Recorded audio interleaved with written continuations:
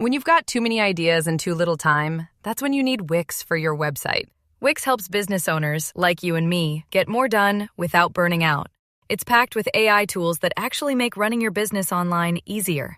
Build a full site just by talking with AI. Get an AI agent to manage your sales and marketing, or work like a 10-person team, even if it's just you. Try it for yourself at Wix.com. Acast powers the world's best podcasts. Here's a show that we recommend. Are you a fantasy reader looking to cure your book hangover? Then welcome to the Fantasy Fangirls podcast. I'm Lexi, older sister and fantasy lore nerd. And I'm Nicole, younger sister and romantic at heart. And we love exploring these stories, worlds, and characters well beyond the last page. Fantasy Fangirls is not your typical book deep dive podcast. When we say deep dive, we mean deep dive, where every episode covers a stretch of chapters and is structured with 5 segments to easily follow along. We are currently deep diving Quicksilver by Callie Hart in the lead up to its highly anticipated sequel, Brimstone. We're so excited. We hope you join us as we travel through the Quicksilver to dive deep into literary and character analysis, theories, lore, themes, and so much more. Acast helps creators launch, grow, and monetize their podcasts everywhere. Acast.com.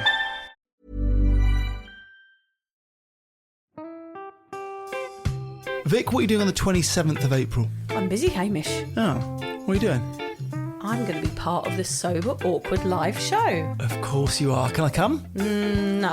Oh. No, actually, you are invited. You are part of the show. We probably better get rehearsing, actually. That's a good point. It's going to be an absolute shit fight. It's actually sold out. What? Yeah, so exciting. But the good news is that you can now go onto our Cuppa community and buy tickets to the live stream. They're just $10. See you there.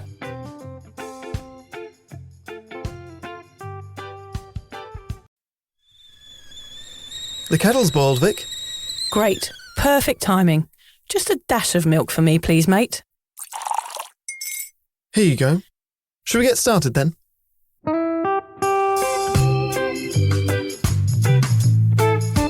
Have you ever woken up on a Sunday morning and said, I'm never drinking again, and then found yourself waving $50 at a barman by happy hour? Are you wondering why everyone else can stop at 1 while you head to a dodgy after-party with a weird bloke called Disco Dave? If so, it might be time to take a deeper look at your relationship with your reliable social crutch, alcohol. On each episode, we'll investigate our own dysfunctional dealings with booze and find out if it's possible to stop this deeply ingrained habit before things get too messy. Yep, we're going to open up a shame shed of humiliating drinking stories to help you understand why waking up from a booze coma each weekend with a kebab sticking out of your top pocket might actually be negatively impacting your health. Hamish and I are here to delve into what it's like being sober, an unwanted warts and all look into why giving up those cheeky pints or putting down those mummy wines will make you feel happier, help your anxiety and mental health, and turn you into the most sparkly, authentic version of you. Won't that mean I become boring though, Vic? Well, Hamish, we'll just have to wait and see. I'm Victoria Vanstone. I'm Hamish Adams-Cairns. And this is Sober Awkward.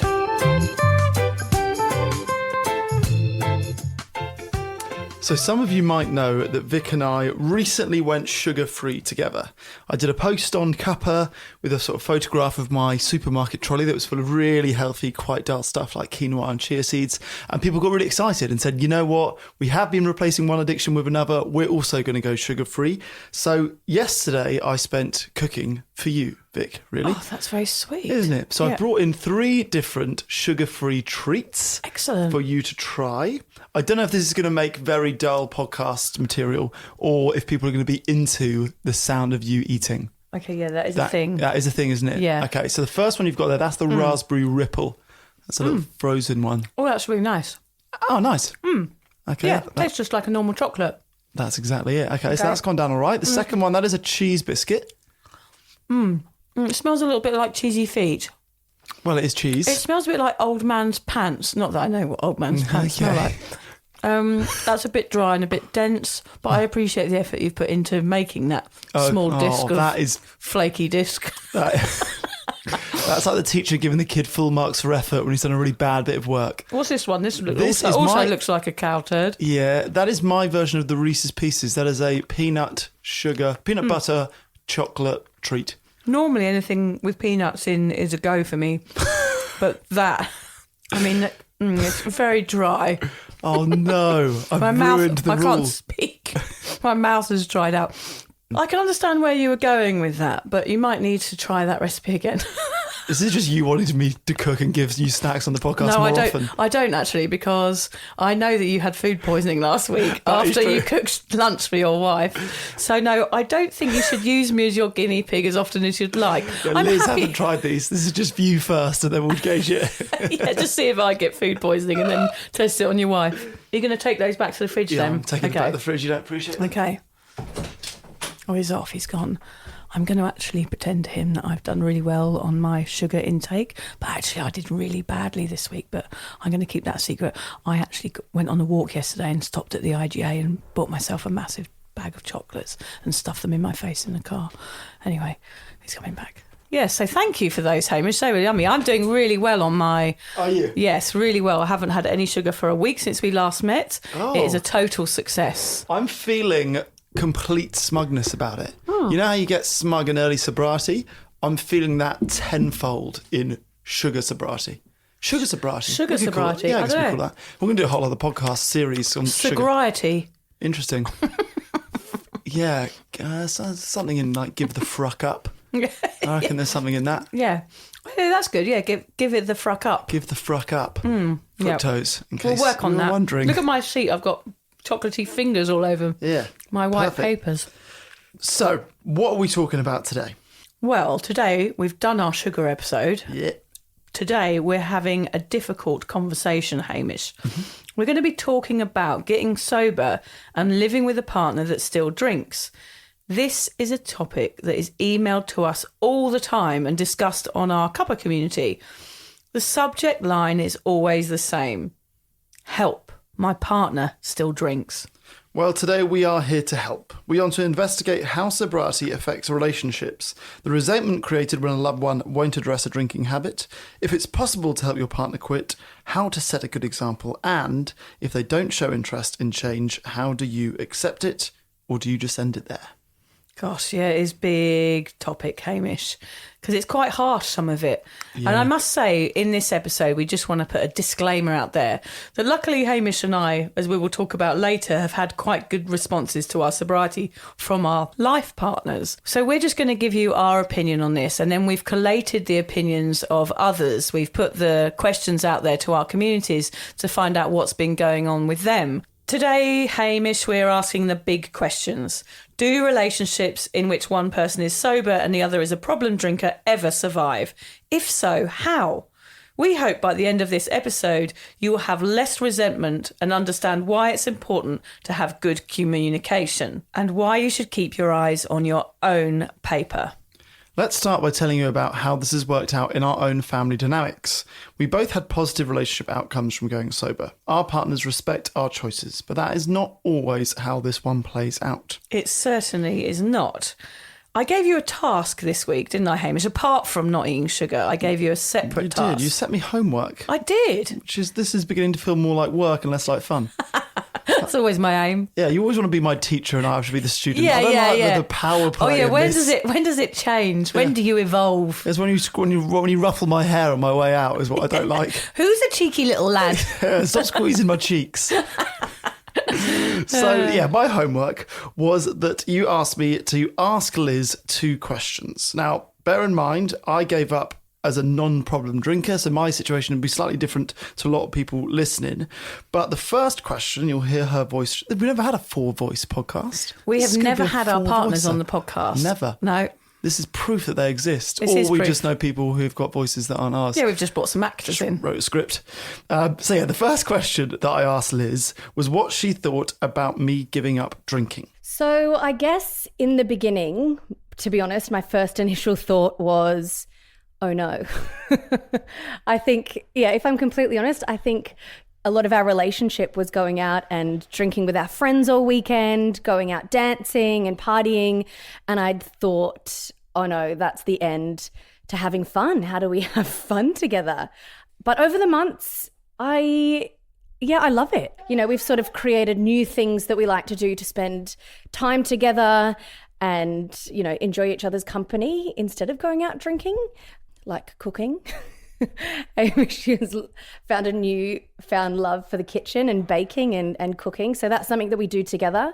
Obviously, we have a baby now. So, creating memories like that instead of going out and getting wasted is better. So, yeah, it took a while to get used to, if I'm completely honest. And next up, I asked her how my sobriety has affected her own alcohol intake. Well, the timing, I guess, was on our side because when you gave up drinking, obviously, we had a newborn baby. I hadn't drank for 10 months because I was pregnant, obviously. I still have the occasional drink with friends. But yeah, it's changed my outlook on drinking, the way that we talk about alcohol. We have no alcohol in the house anymore. I feel like it's changed everything, the way that we look at alcohol. I think it's quite inspirational, and I think it's changing the way that a lot of people think about drinking. You did the same for John, didn't you, Vic? Yeah, I did. Here's what he had to say. Right, let's just welcome my husband John into the Sober Awkward studio. Hello, John. Hey, Victoria, how are you? Victoria, oh dear, I'm in trouble, that's for sure. Before I ask you the same questions as Hamish asked Liz, I'm just going to ask you a different one because I was obviously more of a problem drinker than Hamish. When I was having that huge anxiety after our first child was born, what did you think when I went out promising not to overdrink and then coming back absolutely plastered and having anxiety the next day? How come you didn't tell me to stop directly? Well, we were thinking about that at the time. We were always talking about not going out drinking because of how it made you feel. It was always kind of going through that process of, I'm not going to do it, I'm not going to do it, and then going out and coming back drunk again. So we were actively discussing it, but it was just so hard to actually break the cycle, I think. Yeah, because I couldn't moderate. So therefore I'd go out with good intentions and then I'd only want to have one and then I'd have two and then my anxiety would be gone and then I'd go mad. And then, of course, you were the only person that really saw me when I was hungover in bed, crippled by anxiety. Yeah, I mean, and that's where I would just take George out. We'd go scooting in the rain or go for a walk down just to try and give you the space to recover and start feeling a bit better. Isn't that awful, really, that I kept putting you through that? I apologise about that. Sorry, John. I was drinking too much. Don't watch it. You'll make me cry if you carry on like that. Sorry about that. So I must ask now, what did you think when I decided to give up drinking? When I came to you that morning, really hungover and said, I can't do this on my own. I need to get professional help. It's good. It was all good. I mean, because we've been going through this cycle of talking about it but not actively achieving the goal. So to actually sit down and go, I need to get help, how do we do that, is amazing, because that was an additional step forward, I suppose. It's just something new, something different to try. And I guess you were surprised that I was just going to take a step that was kind of outside of myself, because I'd been failing so long at stopping myself that you felt sort of proud or concerned. What were your feelings when I came in that morning? Well, it's proud and happy that we're going to try and change things. And we didn't consider it a problem drinking. So I think we've both gone through the phase of thinking we can just stop at any time. It doesn't matter. I don't need help because I'm not an alcoholic. I'm not drinking bottles of vodka in the morning. But it wasn't working. So to actually have that solution of, getting professional help and counselling was actually a really sensible thing to do. Yeah, because it was a problem, even though we say I wasn't drinking vodka in the morning. It was a problem because I couldn't stop doing something that I hated. And as a looker on, I guess it is concerning to see someone damaging themselves so much. And, I used to sit in my bed, I always say this, with my finger on my pulse thinking I was going to die. It must have been quite alarming for you to see that, how it affected my mental health. So how has me getting sober affected your drinking? Initially, I suppose I was just drinking less. Even when I gave up, 6 months ago, I was only really having 4 or 5 beers a week. Yeah. So I wasn't drinking that much. Just having a drink, I suppose, is what Just because of habit more than anything else. John's never really been a problem drinker. It hasn't really affected him negatively or had impacts on his life. But now you've quit completely. I haven't said a word to you or asked him to quit or anything, but you have naturally come to a halt with your drinking. Why do you think that is? I wasn't enjoying it anymore. It just sort of came to a natural progression, natural end for me, because I just didn't feel like I needed to put that in my body anymore. And you think being around someone who is changing and evolving around you does make you think, well, why am I doing this? Oh, definitely, because, I hear and listen and talk to you and see what the science is, what's going on and how it's affecting people. So naturally that is a sort of a mental change going on in me, whereby I can see that. It's probably just drip fed over time, and then one day, July, August, whenever it was, I just was like, well, I don't really need to drink that anymore. Yeah, well done. I'm very proud of you. I'm proud of you, my darling. Oh, don't make me cry. You fuck off now. Well done, John, for being... Love you, darling. Yeah, love you. Bye. It's amazing how your sobriety has affected him in such a good way. I know, it's amazing. I can't believe it, really. But there's part of me, my old drinking brain suddenly switches on when I think about him giving up drinking. Yeah, go on. And a bit like you, my old brain goes, well, if you didn't have a problem, why would you quit? But of course, that is everything I'm against. But for some reason in my brain, I still think, oh, John, you're a bit boring now. Yeah. I can't believe that booze bully still resides within me somewhere. So imagine what I'd be like if I was still drinking and he would quit. Yeah. I would be pissed off with him, I can imagine. Yeah, definitely. I think I probably would have left him because I was so deep within my drinking habit. If my partner had stopped drinking, I'd just think, God, what's wrong with you? This is never going to work. So I can understand how these relationships get tetchy when somebody is still drinking. I think for sure when I was single, I've had the thought there's no way I could date someone who was sober. Yeah. Because it plays such a role in like the ice breaking of a first date. And I just thought, God, I think I would struggle. Yeah, because I wouldn't have anything in common at that age, in my 20s, even in my teen years. Yeah. I wouldn't have had anything in common with someone that didn't drink. And it's awful to say now. And I wouldn't have gone near anyone that didn't drink because I thought, well, they're not like me, so therefore we're not going to get on. Mm-hmm. Part of me still feels that, even though, of course, I know it's better that he didn't drink and I'm so happy about it. That outweighs all of that. But there's this little inkling inside my brain that goes, oh, come on, you're boring. Yeah, let's face it, we're lucky and our partners can see the positives of us ditching the booze. It seems it's not only made them think about their own habits, but also makes them more gracious towards our choices. This, of course, is not always the case. No, unfortunately not. Let's talk about the loss of a drinking buddy and the problem of drinking being the only thing you have in common, exactly like we just said. How did you meet Liz, Hamish? Was booze involved in that one? Yeah, massively. Right. So we both were off the back of fairly painful breakups and we were partying our way through it. Okay. So we met at the start, I think she says it in her answer, we met at the start of party time. I don't know what would have happened if one or both of us had been sober. It would have been a very different story. Whether or not it ended with us being married and having kids, I'm not 100% sure. I think that because we drank a lot during those early stages, I sort of look back at it as we got away with it.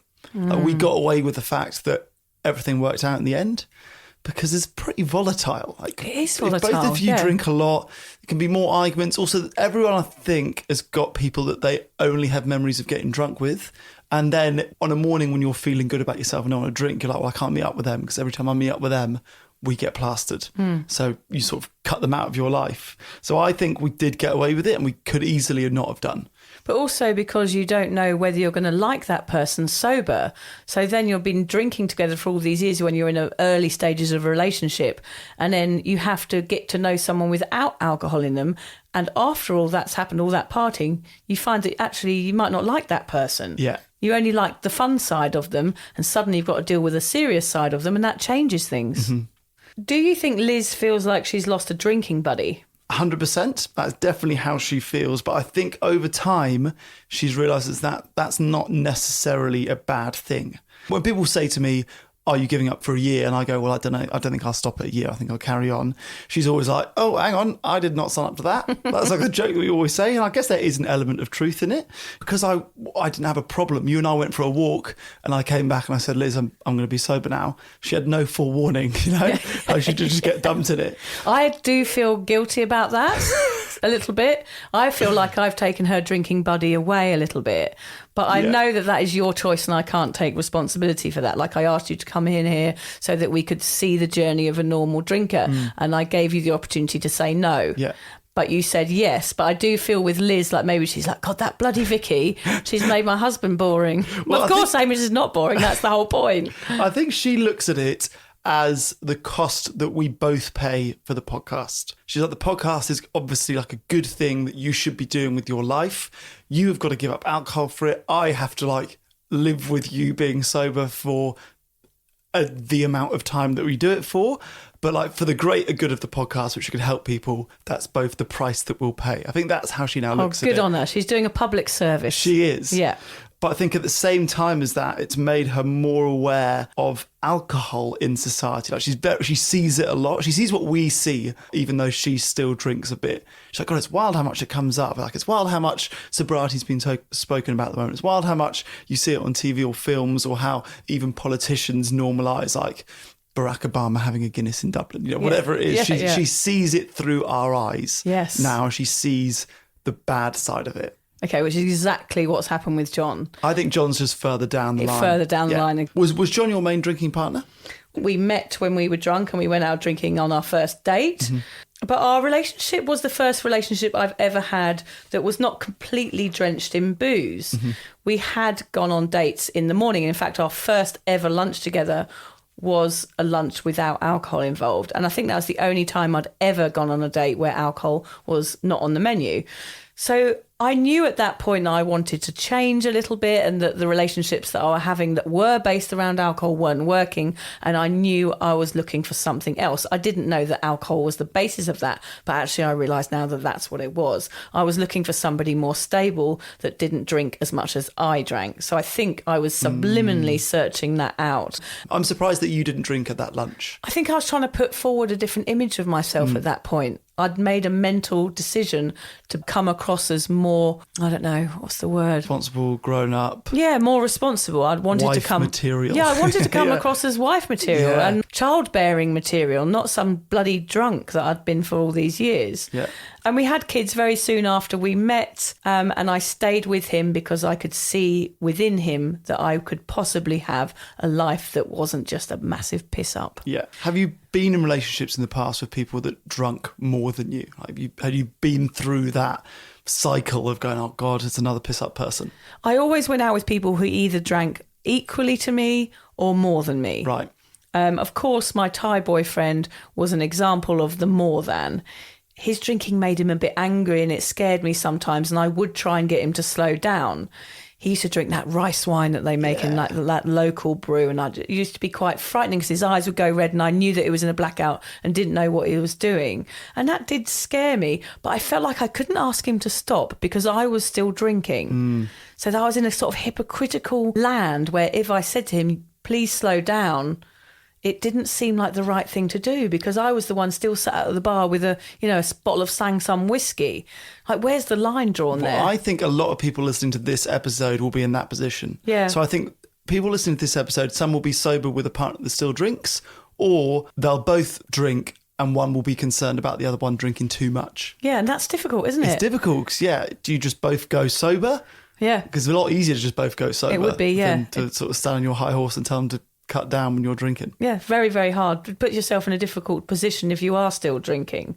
I mean, I left him in the end because I knew that he would never quit and his problem was much, much deeper than mine. I did point the finger at him at various stages when he was over drinking. The stub. Yeah, the stump. I pointed the stump. I cursed him with my stump. But I just knew he didn't want to listen. And also he was like that before he met me. So part of me thought, well, I can't. He's always been like this. I'm not going to change him and I'm not going to try and change him. It's up to him. Even though I wanted him to change, I didn't feel it was my responsibility to take that on. I knew that he had to make that decision himself. Unfortunately, he died last year from alcohol-related illness. Yeah. In fact, when I went to Thailand, there were 4 missing faces from people that I used to know, all of them from alcohol-related deaths. It was very ingrained in the Thai culture to drink and to if you have enough money, you buy a bottle of whiskey to share it with your mates, especially in the male culture. The women don't really drink. It's kind of a show of wealth and prosperity to buy a drink for your friends.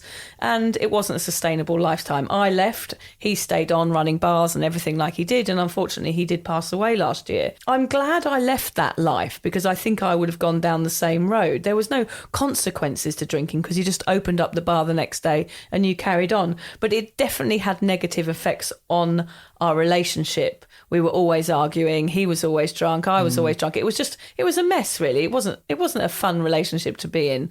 He was a lovely guy. He had a good heart, like most people do.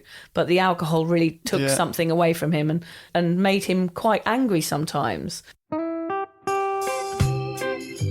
If you would like to support the Sober Awkward podcast, we're excited to announce that we've joined Patreon. Patreon is a membership platform which allows you to give back for the content you love. By buying Sober Awkward a cuppa once a month, we can keep the giggles coming and continue sharing our sobriety message. By joining Patreon, you get access to Sober Awkward merch, extra content, special promos and loads more.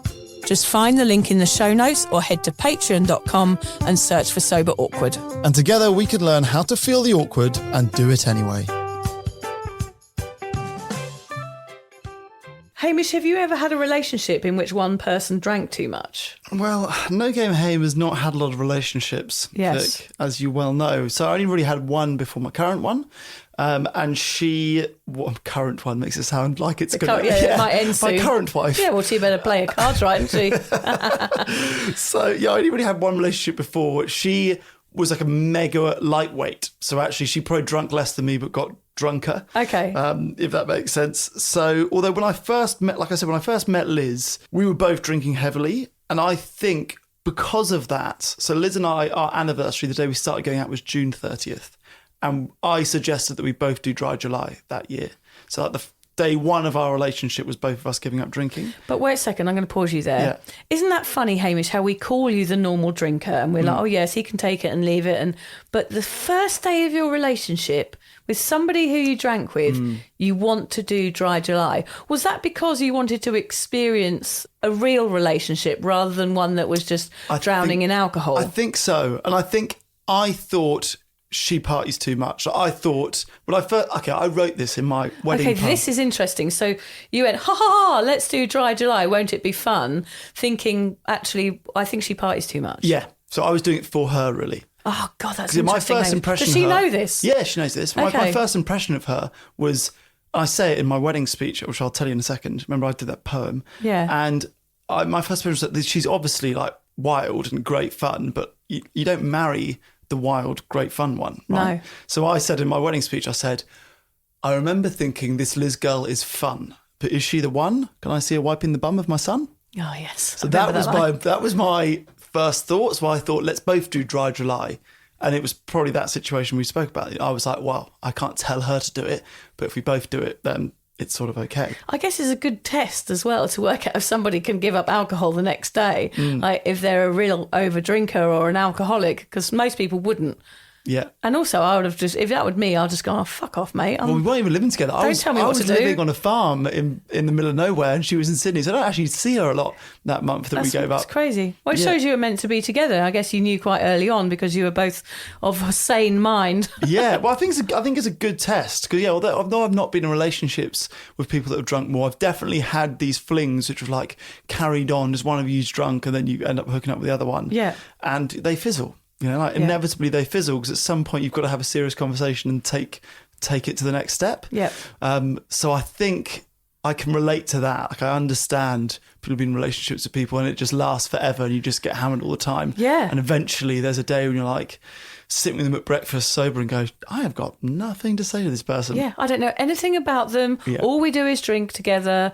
This is what our relationship is based on. And I think a hell of a lot of relationships are based upon alcohol. One of my first boyfriends I had, a lovely brummy guy that I went out with for years, I met him on a night out and we ended up going out for 2 years and we never really knew each other. I mean, we got on really well, but the beginning of our relationship was solely based on these couples of nights out that we had per week where we were drinking, and the rest of the time our lives are going on with each other. We live together, but we're kind of just planning for the next time we can connect, which was going out drinking. Yeah. And it's difficult to describe just how mundane life is when you're married with young kids, that you need to have a strong bond to get through it. It's very, very easy to get on with someone when you're both drunk. Yeah. Very easy. But can you get on when you are staying inside, cleaning up poo whilst the other one does the dishes? I guess this is exactly why marriages fall apart sometimes when alcohol is out of the equation, because suddenly you have to deal with the reality of the relationship. So let's put ourselves in the shoes of the listeners. Those that have emailed us, given up drinking and have a partner that just can't fathom it. I've created a list from all of the emails we received. Yeah, so this is a list of how people feel, right? Yeah. So as a sober person with a partner still drinking, people talk about feeling triggered. They don't want to be around it. They don't love you enough to stop. They begin to feel resentment, scared. They ask questions to themselves like, was alcohol all we had in common? They feel unseen and unheard. And often we get people saying that they feel like they want to punish them. It makes them want to drink just to spite them. And so obviously it can affect your own sobriety. There are lots of raw and confronting emotions towards that drinking partner. Yes, I can feel that resentment. Like even within me, I would imagine how that would feel. And I felt that with that Thai boyfriend. It's like, why can't you stop? You can see that this is ruining everything. What's wrong with you? Yeah. If you're the person still drinking, you might feel like you've lost your best mate. You don't think you really have a problem and you are really annoyed that you have to drink alone now. Also, your sober partner is probably forcing you to secretly question why you keep drinking, and that's probably making you drink more. Basically, their sobriety is making your drinking difficult, and it can feel like a real betrayal. So you can hear from this why there'll be problems if one person is still drinking. It causes resentment and disappointment on both sides of the relationship. Yet giving up alcohol throws a spanner in the works. Love means you both want to be on the same page, but the presence of alcohol causes massive friction. So are these fractious relationships salvageable? When two people are on two very different paths, can it ever work? I think it's a good question. I'm sure lots of people will be asking it to themselves. I think basically some are salvageable and some aren't. Depends how deep the hurt and how likely it is that you can reach a place of understanding. But honestly, if you're sober and your partner drinks heavily, there's always this potential of tension. Yeah, even if you try and accept it and you do everything you can, there's always going to be a part of you just like, oh, please do this for me. Yeah, it's going to be lingering there. In sobriety, you start to really live and experience life, and booze can make you stagnant. You might leave that person behind when sobriety works its magic on you. The person you are with, if they are drinking, won't be able to catch up, perhaps forever. So let's hear from the couple members. How do they feel about partners that still drink? Miranda said she left a relationship of 6 years, largely in part to alcohol being something that was such a big part of his life. She couldn't have it to be part of hers. Alcohol was the cause of many unremembered fights and hurtful things said, sloppy conflicts within her family. It was really difficult and a shitty cycle to be in.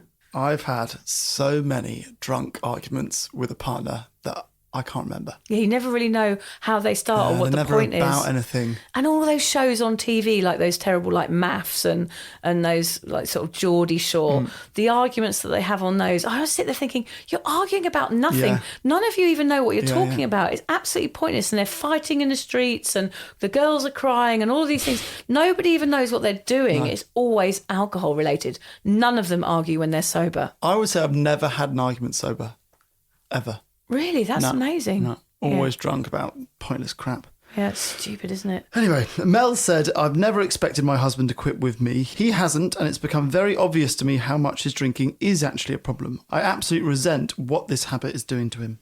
Gosh, yeah. So she's given up drinking. He's carried on, and she's realised that he does have a problem because she's now has more clarity and can see his actions and what's happening to him. That is an interesting one. And her smugness will be irritating to him for sure. Yes, yeah, it's two-sided. Ned says, I can say 100% that my ex-wife's drinking and my drinking were central to us ruining our marriage. Plain and simple. So sad, isn't it? Carly wrote to us and said, my husband still drinks and I'm starting to hate him. Every day I watch him as he opens another bottle and I can't believe he's doing it in front of me.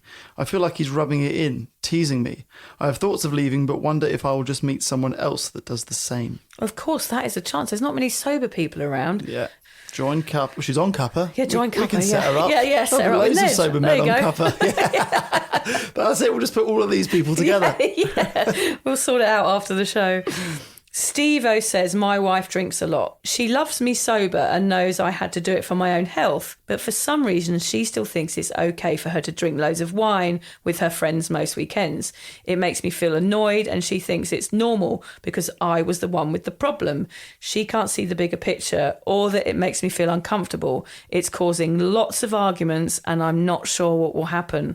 Yeah. So there's a bit of a decline there, isn't there, since he's got sober? I can see that. Funny enough, Liz always asks me if her drinking annoys me. She's like, am I being disrespectful? Is it annoying that I'm doing it? Like, she's super conscious of her drinking in front of me. And I'm like, oh, and you'd have had the same when John did drink. Like, it doesn't faze me at all. Well, it's because they don't have a problem. Yeah. That's the difference. And I think here we're talking about people, their drinking is a problem. The partner's drinking is a problem. I think being around people who are casual drinkers that have one or two occasionally where they don't cross a line and they don't feel like they need it, that wouldn't be triggering.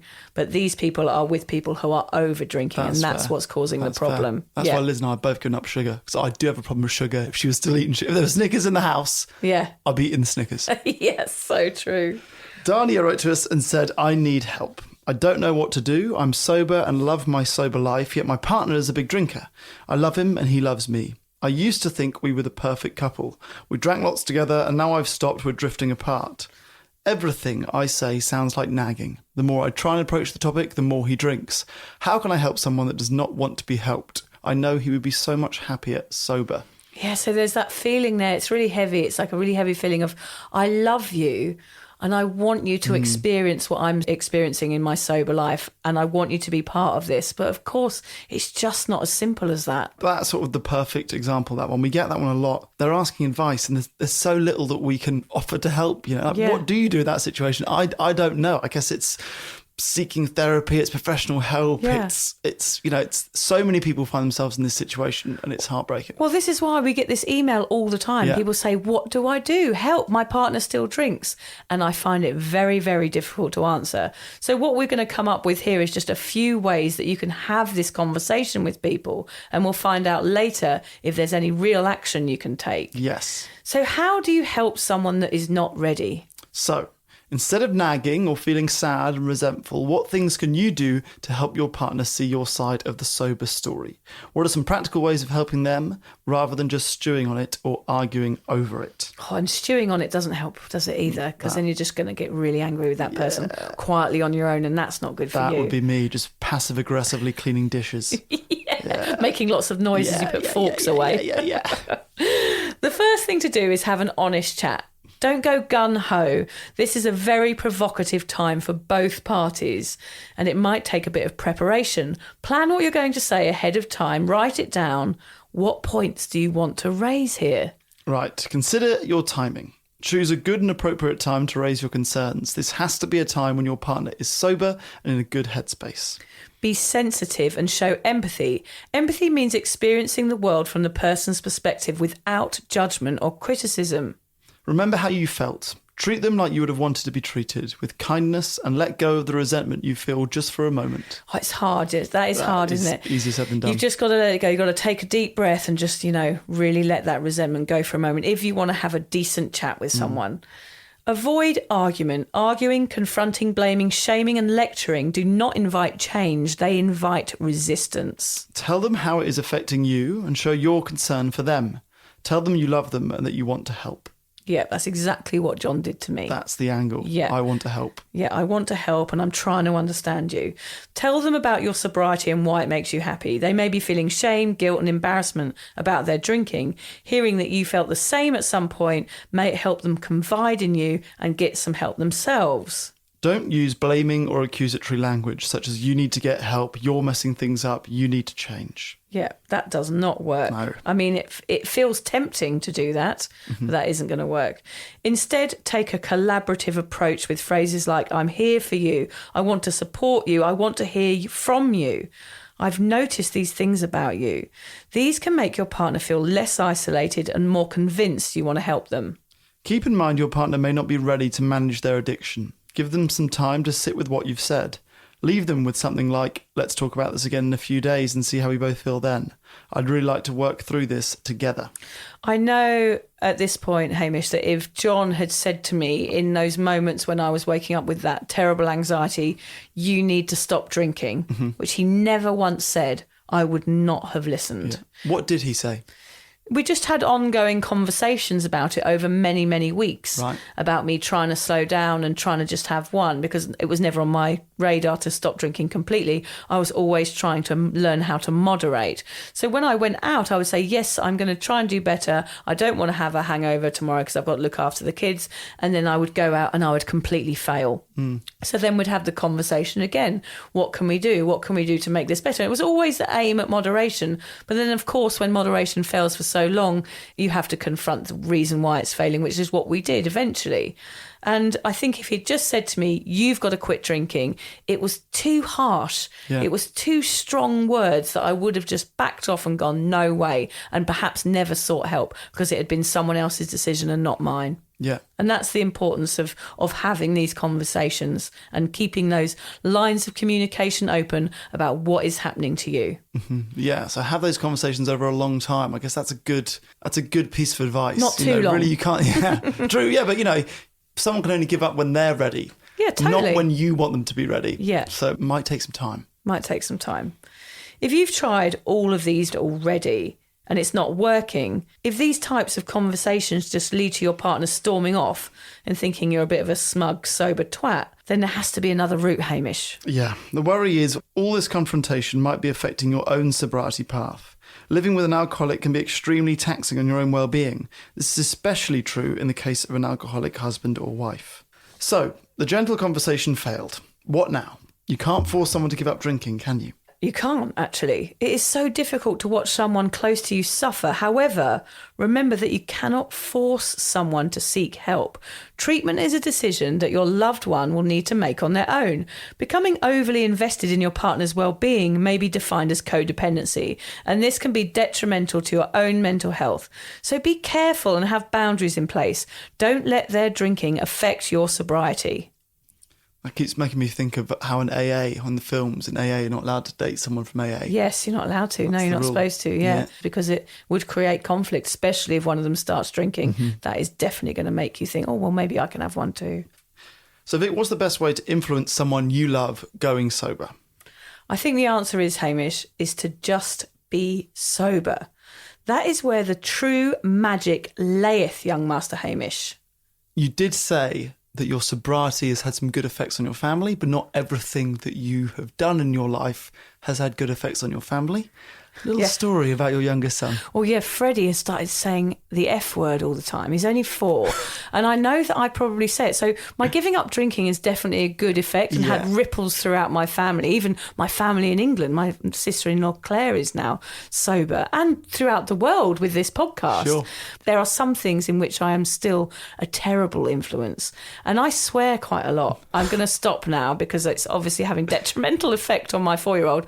But the other day, my daughter was crying and he just walked past her and went, stop fucking crying. Oh, I was going to say, does he use it in a sense, does he use it well? Well, he uses it very well. So I almost want to just say, oh, well done. That's quite good usage. But obviously I have to, well, part of me doesn't want to pull him up on it. And part of me is like, well, that's pretty good usage. It is quite funny. Yeah. And every time I say, right, Freddie, it's time to go to bed, he's got this phrase where he sounds like a kind of drunk old Irishman where he goes, you're the worst fucking mother. No. I don't know where he's got it from, because I've never said that, but they just all go through a bit of a sweary stage. It is Please bad. don't judge me. I'm doing my best to stop it. But yeah, I can still be a bad influence in other ways. Yeah, it's bad because children swearing is always funny, but if you laugh, then they do it more. Yeah, it's like that kid on the internet, isn't it? Like that saying, there's a fucking goat out there. Have you seen it? Yeah. I don't know why I always say it in an Irish The accent. fucking goat. We need to put the fucking goat. I will as share as the fucking goat video because that it needs is to be funny. on. Children swearing is funny, let's face it. I know. But it's probably not good parenting. That's fair. So, Vic, how does you just being sober help people? It's essential that when you get sober and your partner doesn't want the same thing, that you keep your eyes on your own paper. By this, I mean you concentrate on you and you lead by example. Just by being sober and staying sober, this will be your secret weapon, your pièce de la résistance, your plat de jour and your Tour de France, Hamish. Just be sober and they will notice. Well, that's worked in your life. So even though John didn't have a problem with drinking, it took you being sober for 5 years until he actually went sober Four and a himself? half years, 4.5 years. Yeah, it took a while. Can work. Yep. So yeah, just keep doing you. Let them observe and they will catch on. Over time, they will absorb what you've done and they will make their own choice to stop. I've seen this happening a lot, and as the sober scene gains popularity, I hope this process will get quicker and easier for everyone. The more people that are leading by example, the better. Yeah, and just society evolving a little when it comes to alcohol will help drinking partners self-reflect on their own habit. Things are changing, Hamish, so hopefully this conversation gets easier. I think we have a little caveat here, don't we, Hamish? The unfortunate thing is that sometimes none of the above works. Alcohol, of course, is a drug, and the addiction is deep, and it's hard to address and can go on for years. And for some people, it has to get really, really bad before things can possibly turn around. They might be in too deep. Your words are probably falling on deaf ears and your actions are ignored. What do you do when enough is enough? When do you choose you? Yeah, this is pretty heavy stuff at this stage, Vic, but I guess everyone has got a breaking point. When is it time to relieve the relationship or the marriage with an alcoholic altogether is a tough question to ask. There are so many reasons a person chooses to stay with an alcoholic, but it often boils down to fear. People may be fearful of living without their significant other or subjecting children to their parents' separation. Although the fear may be there, it's no reason to stay in a relationship which makes you unhappy or puts you in danger. Also, there's a funny thing that sobriety does. It gives you clarity. So you may be in a relationship for years and years that has never really worked, like we talked about earlier. That you may have had drinking as the only thing you had in common. And then suddenly you're sober and you can see where the relationship's been going wrong because of the clarity that your brain function is starting to work again gives you. Sobriety may reveal to you that an old relationship that you've just been staying in because it was easier, it might be that your sobriety teaches you to be brave enough to act on something that isn't working. If your partner's committed to getting help and is ready to make a change, the best choice may be to stay with them and support them on their recovery journey. On the other hand, if you're stuck in an unhealthy relationship full of lies, arguments or abuse, or you've simply had enough of their desire to keep on the booze, it may be best to leave.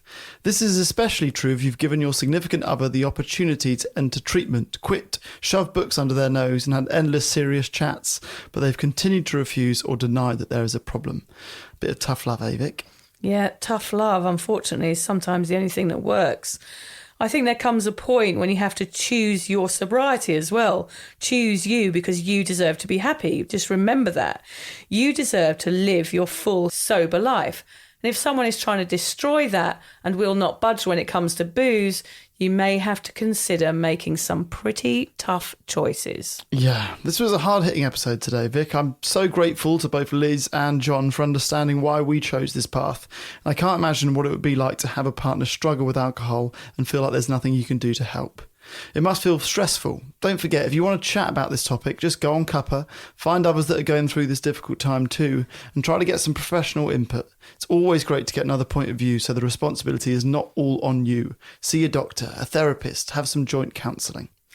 Yeah, I think, Hamish, in this podcast, we've tried to cover every possibility here. And whatever works for you is the right thing to do. You've got to try and make yourself feel happy. And if that partner isn't making you feel happy anymore, it's time to address it. There are lots of routes to take nowadays. You know, doing your research and finding out about this online is a really good place to start once the conversation is started as well. Talking about this and seeking support will help you decide what is best for you and your partner. We hope, of course we do, that you make it through this confronting time. We'd actually love to hear some stories about couples that have given up drinking together and see how that works. Like, is that the same result? Does everybody get happy or does everybody get resentful? We don't know. So just email us at vicandhamish@soberawkward.com. Our quote for the day is, "The world is changed by your example, not your opinion." Lovely. Yeah, so don't go saying, you've got to give up, you've got to do this, you've got to do that just because you've done it. It's not going to work. You've got to take it slow and have some deep and meaningfuls here, haven't you, Haim? Yeah, I've actually just thought of one more way that could work. Go on. Is if you play all of our podcasts under their pillow. Put the phone under the pillow when they're asleep and then just subliminally it will drip in. Yeah. I don't know if that works. But Well, there is actually, something in it's that. funny you say that, Hamish. Like when people ask me this question, I say, give them the Sober Awkward podcast. Listen to it from the beginning because all of the information is in there. Everything that you need to do and your partner needs to do is in one of those podcasts somewhere. It's like a little treasure trove. Yeah. Let us have the difficult conversation with your partner so you don't have to. Exactly, yeah. Just slip them the Sober Awkward podcast. It's There you only go. 60 hours to catch up on. Yeah. So they could do that. Probably a couple more of than that days. now, isn't there? Yeah. Dear, oh dear. It's all there. It's all there. Listen to it. It's really good. I think it's quite good, don't you? I like it. It's the best podcast I've ever listened to. Yeah, I've listened to every episode. I really like that girl on it. Lucy. I don't like the guy. No. Someone actually, I'll tell you this very quickly. I saw my mum yesterday and she said, I saw my friend who loves your podcast. She said, but she really, really misses Lucy. Yeah. I said, poor Hamish, you can't say that. I'm glad they said it to you and not me. I said, what can I do about that? I said, Lucy's not here anymore. I can't do anything about it. I had to get Hamish on board. It was last resort, I realised. Actually, I did have a lovely day with Lucy the other day and she's doing really well. She's had a big trip over to England and had a sober Christmas with her family and actually had a good Christmas because Lucy hates Christmas, but she actually had a lovely time. So she sends her love. I reckon we do one with her every year. We did the Christmas special last year. I reckon we have another check-in with her soon. Yeah, she just had her birthday and I think her sober anniversary. I think she's over 2 years now, which is amazing, yeah. So hello, Lucy, if you're listening. Nah, she's not. No, she's not. She hates us. She taps out the minute she steps away. She didn't like you either. Thanks for listening.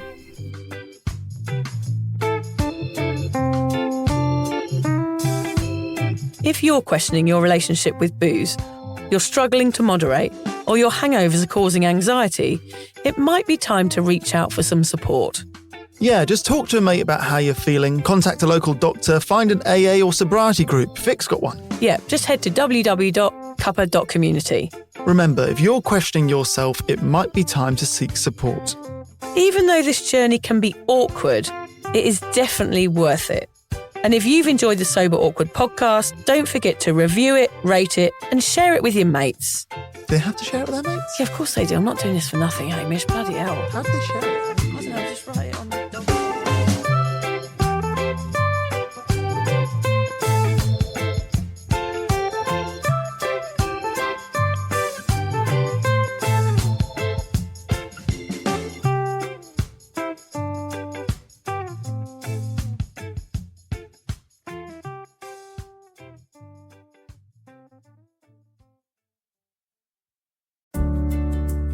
Hi there.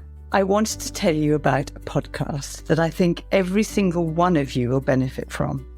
It's called Therapy Works, and it's hosted by me, Julia Samuel. I'm a best-selling author and psychotherapist. I invite you into my therapy room where I speak to either a known or unknown guest. Topics range from the difficulties of divorce, a life-changing illness, to the struggles of motherhood. Search Therapy Works now, wherever you get your podcasts, and subscribe to make sure you never miss an episode.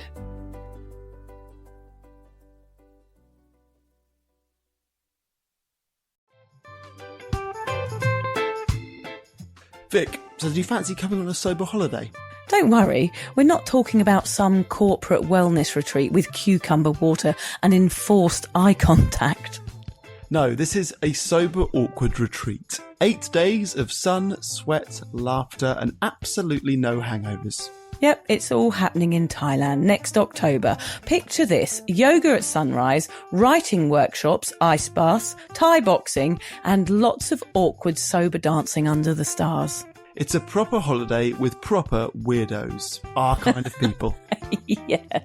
You'll meet legends who've also given the booze a boot and want to have fun without feeling like a social reject. Come solo or grab a mate. Bring your awkward, bring your sun cream. No pressure, no judgment, just a big, warm, sober hug in paradise.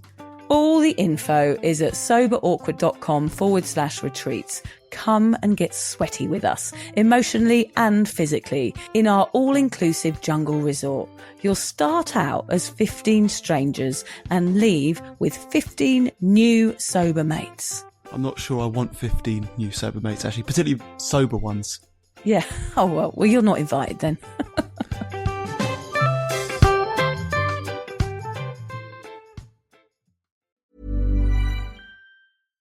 Say what you want about AI, but it's here.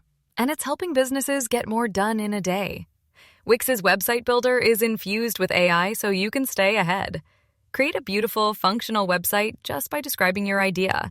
Track how your site appears in AI search results. Create custom images on demand, or launch an entire campaign in a matter of minutes. Wix gives you AI wherever you need it.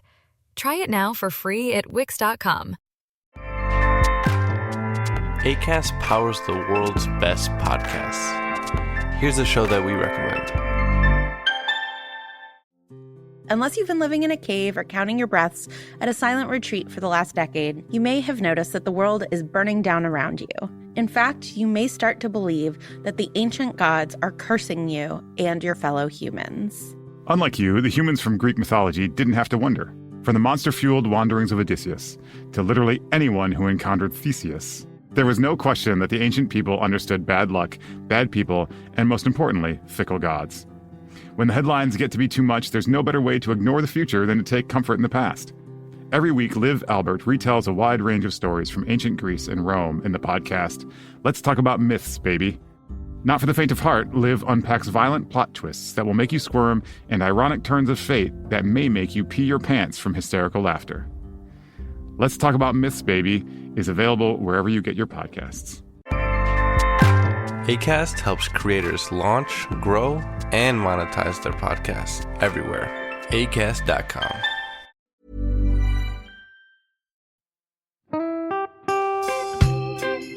So, as you probably know, my comedy memoir, 1,000 Wasted Sundays, is officially out. All my magnificent fuck-uppery in one awkward hit. If you'd like to get your hands on a copy, it's now available from all good bookstores. We always say all good bookstores, don't we? Yeah. Are there bad bookstores? No, it's probably ones with moody sellers. Oh yeah, really depressed librarian folk. Yes, okay, good. So there are probably some, but we're only storing it in the good ones. It's only made it into the goodies. You can also get it from all good online retailers. The print version and ebook are out now, and the audiobook will be available in March. I've been writing my memoir for 5 years. It will make you laugh, cry and cringe, and hopefully inspire a few people to reconsider their relationship with booze. If you love the podcast, then I think you'll love the book, even if I do say so myself. Hamish has read it. What did you think? I feel like I know a little bit too much about you now, to be honest, Vic. Look, I really loved it. It was hilarious and surprisingly moving, but I feel like I've seen you naked in a literary sense. Yeah. Does that make sense? Yeah, that's worrying. Yeah. From an emotional point of view, seriously, it wobbled my teeny weeny wooden heart, Vic. Okay. My teeny little wooden heart. Well, his wooden heart is broken.